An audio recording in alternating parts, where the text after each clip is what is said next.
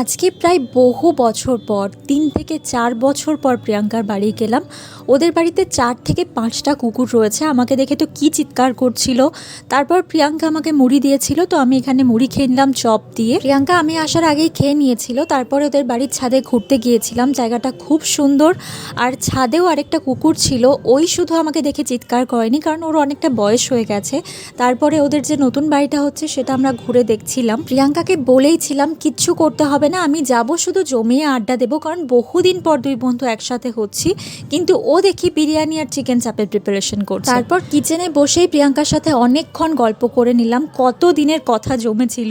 কথা বলতে বলতেই আমিও টুকটাক হেল্প করে দিচ্ছিলাম, যেমন আদা রসুন ছাড়িয়ে দেওয়া, তারপর শসা গাজর গ্রেট করে রায়তাটা বানিয়ে ফেললাম। তারপর সবাই মিলে বসলাম খেতে। চিকেন চাপটা ও প্রথমবার বানিয়েছিল, কিন্তু খুব সুন্দর হয়েছিল। তারপর ছাদে উঠে অল্প একটু কোল্ড ড্রিঙ্কস খেয়ে নিলাম। That's it.